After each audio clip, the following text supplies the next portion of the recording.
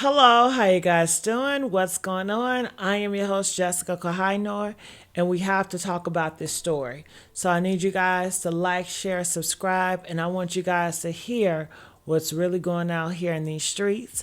And if you guys want me to, I will go live and we can have a family discussion about this. Make sure you guys comment, like, share, and subscribe.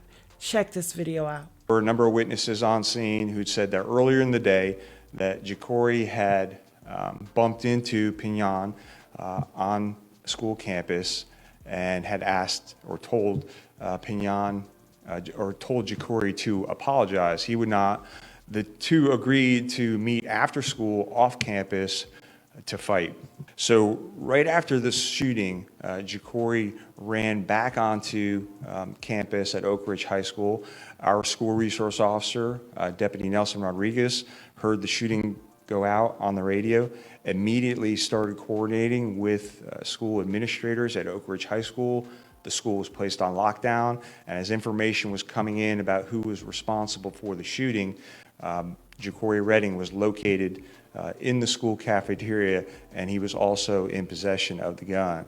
So Jacory Redding, who's 15 years old, was arrested and charged with manslaughter with a firearm.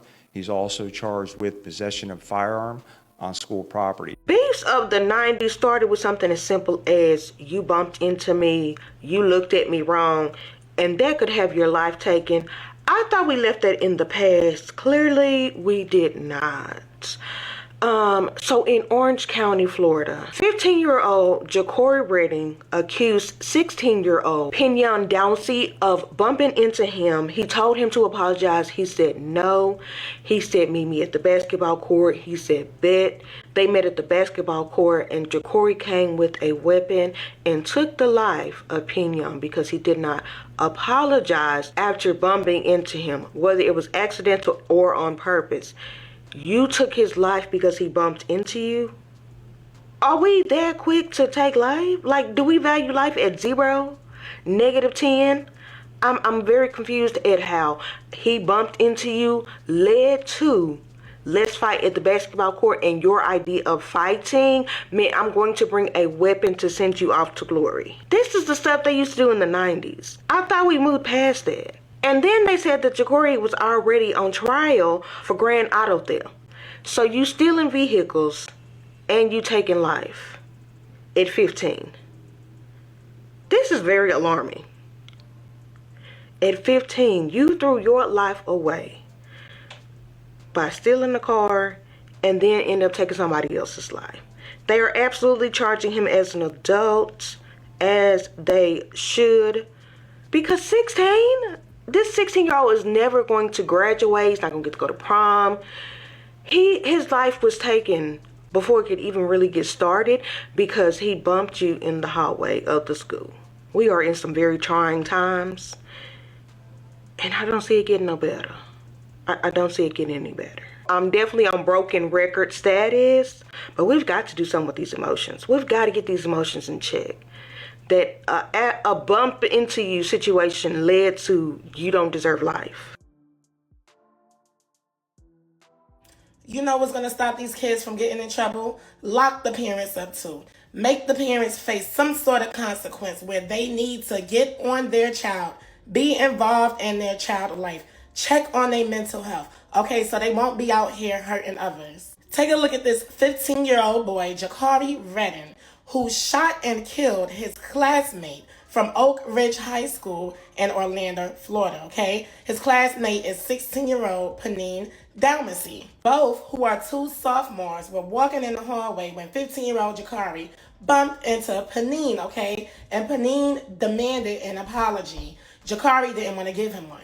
So instead of apologizing to his soon-to-be victim, they agreed to fight at the school at the nearest park, okay? As you could see, look at the Google Maps at the bottom left-hand corner. It's about a 6-minute walk, okay?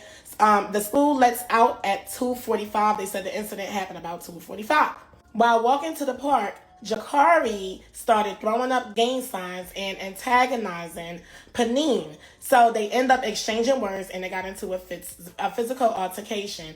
That is when Jacory pulled out a weapon and shot Pignon 2 times which he ended up passing away from. Jakari was acting very nonchalant as if he did not murder somebody during the court hearing, but he did smile when his family called his name. That let me know it's an issue right there. Why are y'all even calling this boy name? Also, he was already on trial for a grand theft auto, according to the chef, okay? And they are wondering, how did he get this gun? That's your answer right there, okay? He liked to steal cars. So y'all, please stop leaving these guns in your cars, because that's where these kids be picking it up. Now, listen to this. Jakari had 40 disciplinary incidents throughout the school year.